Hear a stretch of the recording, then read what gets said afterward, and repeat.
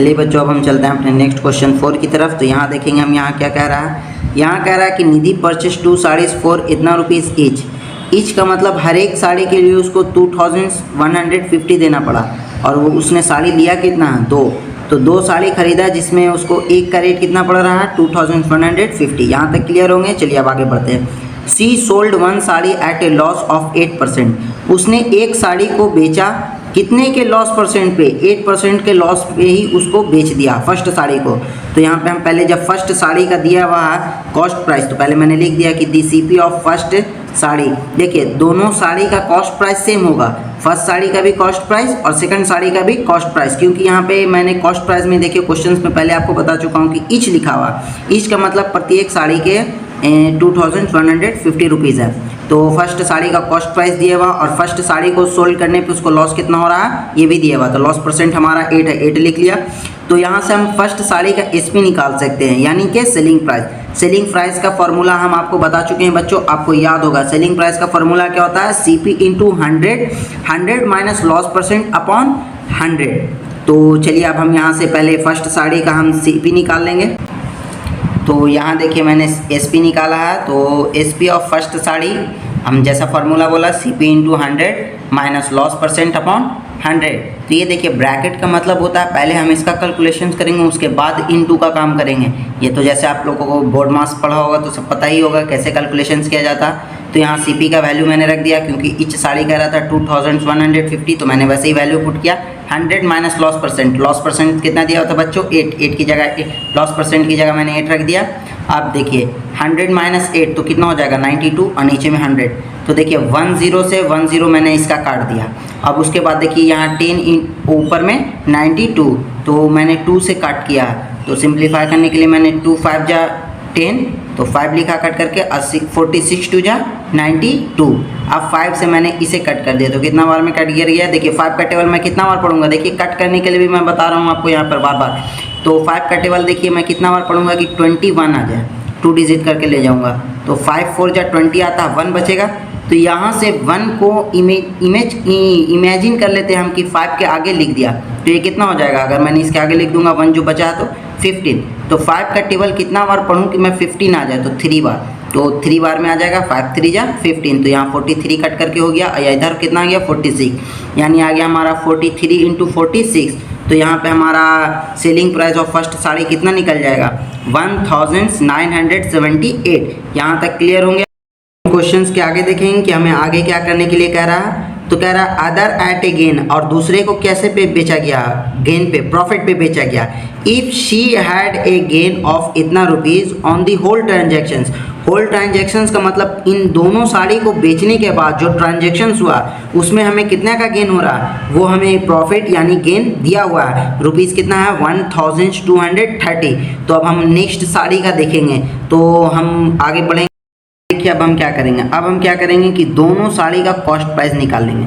तो जैसा कि हमको पता था एक साड़ी का 2150 है, तो 2 साड़ी मैंने खरीदा तो 2150 ऐड हो जाएगा।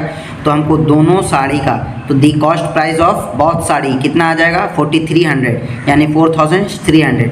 अब टोटल प्रॉफिट हमको होल ट्रांजेक्शन्स में कितना दिया हुआ 1230। तो टोटल प्रॉफिट दिया हुआ हमको और टोटल हमको कॉस्ट प्राइस निकल गया। अब हम दोनों साड़ी का सेलिंग प्राइस निकालेंगे। तो फर्स्ट का सेलिंग प्राइस तो हमें पता है कि 1978 आया निकालने के बाद। सेकंड का नहीं पता, और यही हमको फाइंड करना है कि सेकंड साड़ी का सेलिंग प्राइस क्या है। तो सेकंड साड़ी के सेलिंग प्राइस की जगह पे हम क्या लिख दिया बच्चों, x। तो यहाँ पे आपको समझना पड़ेगा कि ये फर्स्ट साड़ी का सेलिंग प्राइस है और ये सेकंड साड़ी का सेलिंग प्राइस है। इन दोनों को जोड़ देंगे तो हमारा टोटल एसपी निकल जाएगा, होगा कि नहीं, पूरा सेलिंग प्राइस निकल जाएगा जितने में मैंने बेचा। अब देखिए टोटल सेलिंग प्राइस का फॉर्मूला क्या होता है, सीपी प्लस प्रॉफिट, क्योंकि हमको होल ट्रांजेक्शन्स में प्रॉफिट हुआ तो हम इस तरह से लिख लेंगे। तो हमको यहाँ पे एसपी क्या निकल जाएगा, तो देखिए तो सीपी तो हमको पता है टोटल कितना है, टोटल साड़ी का कॉस्ट प्राइस कितना आया था, तो जोड़ने पे आया था हमारा 4300, और प्रॉफिट तो हमको होल ट्रांजेक्शन्स का दिया हुआ, यहाँ पे वैल्यू पुट कर दिया, दोनों ऐड हो गया, इतना आ गया। अब देखिए टोटल एसपी के जगह पे हम क्या लिखा, तो टोटल एसपी जो हमारा बहुत साड़ीज़ का था वो क्या आया था 1978 प्लस एक्स।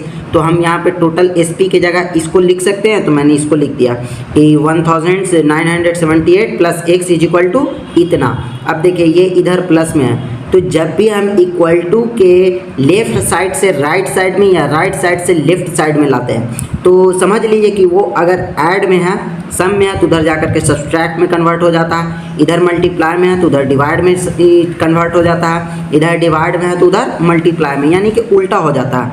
तो यहाँ देखिए कि हमारा 1978 की क्या है, प्लस में है, उधर ले जाएंगे तो माइनस में, तो टोटल 5530 में कितना हमारा 1978 घट जाएगा। तो x का वैल्यू हमारा कितना आ जाएगा 3552। यही x को मैंने सेकंड साड़ी का सेलिंग प्राइस माना था, यानी कि हमको क्या मिल गया, hence the selling price of second sari x जिसको मैंने माना था कितना आ गया 3552।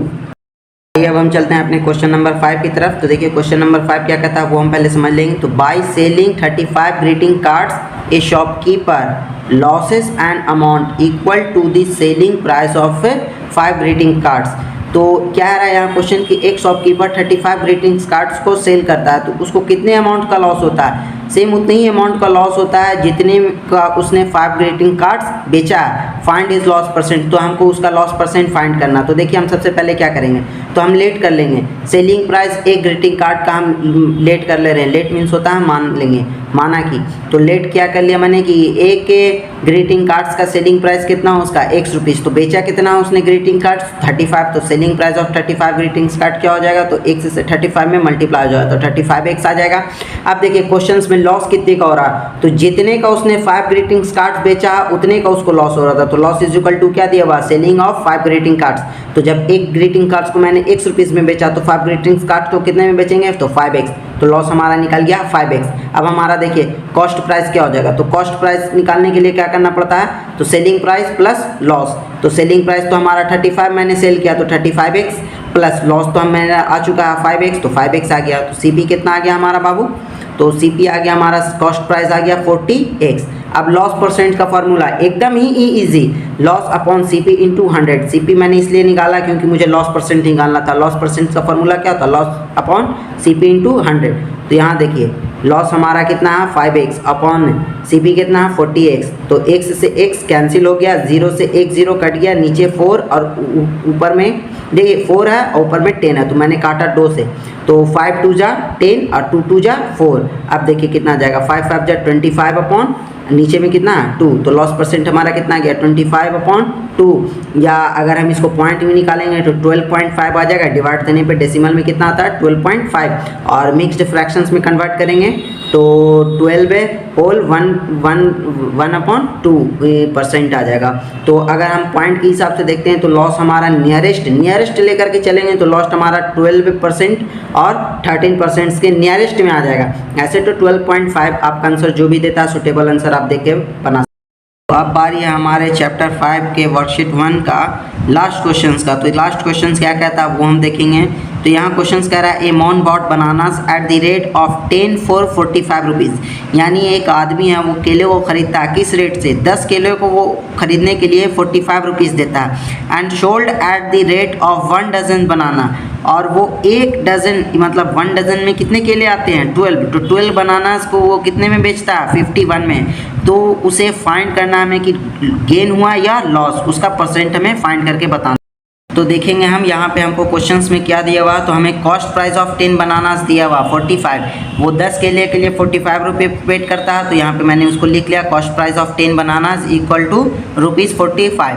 अब यहाँ से हम एक बनाना का अगर दाम निकालेंगे तो देखिए हम क्या करते हैं, तो अगर 10 बनाना का मतलब 10 केले का दाम उसने 45 दिया है, 10 का उसने 45 दिया, तो एक का कितना देगा, तो 45 में 10 से क्या कर देते हैं डिवाइड। तो डिवाइड देने पे देख लीजिए कि अगर नीचे में 1 0 होता है तो राइट साइड से 1 डिजिट के बाद एक पॉइंट बैठा देते हैं। पॉइंट में बैठा देने के बाद बनाने में हमको बहुत ही आसान हो जाएगा। देखिएगा क्वेश्चन, तो हमें नीचे में अगर 1 0 है तो इधर से राइट साइड से 1 डिजिट के बाद एक पॉइंट बैठा दिया, तो कितना रुपीज़ आ गया 4.5। 4.5 का मतलब होता है 4.5 रुपया, हिंदी में अगर बोले तो 4.5 रुपया। तो हमको यहाँ पर एक केले का दाम निकल गया, कितना देना पड़ा कॉस्ट प्राइस 4.5 रुपीज़ यानी 4.5 रुपीज़। अब मैं क्या कहता क्वेश्चंस में आप उसको आगे बताता हूँ। तो सेलिंग प्राइस ऑफ 12 बनानास, 12 मैंने इसलिए लिखा है क्योंकि क्वेश्चंस में 1 डजन किया हुआ, 1 डजन में कितने केले होते हैं 12, तो इस सेलिंग प्राइस ऑफ 12 बनाना कितना दिया हुआ 51।